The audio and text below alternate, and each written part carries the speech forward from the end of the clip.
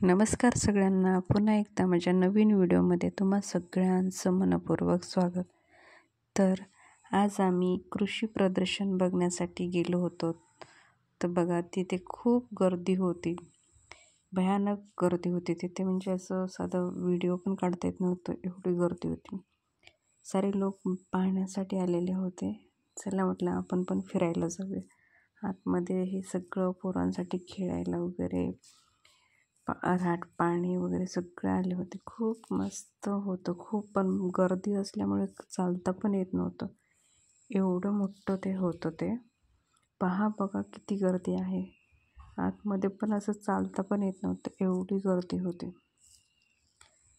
थोडंसं दाखवण्याचा प्रयत्न करते, जास्त काही मला व्हिडिओ काढता नाही आला, कारण गर्दीच एवढी होती की असं मोबाईलला पण असं हातामध्ये घेऊन सगळं शूटिंग करायला वगैरे येत नव्हतं. तरी म्हटलं चला जेवढं काय आपल्याला शूट करता येते तेवढं तुमच्याशी शेअर करावं, म्हणून हे थोडेसे क्लिप घेतले आहेत.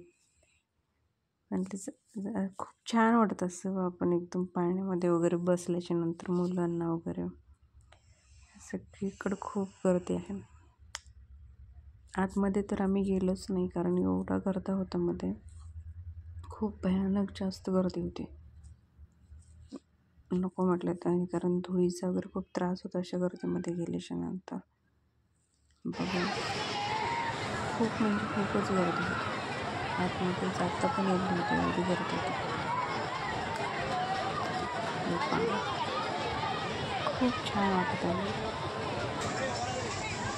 तुम्ही पण एन्जॉय करा, हे पाहून मस्त छान आनंद घ्या, कारण खूप छान वाटतं. मस्त अशा वेळेस आपण ज्यावेळेस बाहेर असे काहीतरी बघण्यासाठी जातो त्यावेळेस हे असे पाहिल्याच्यामुळे गावाकडच्या जत्रांची आठवण लगेच येते. सेम असं जत्रेमध्ये जसं होतं तसंच होतं ते तिथे पण. स्टॉल वगैरे होते, कृषी विषयक साहित्य,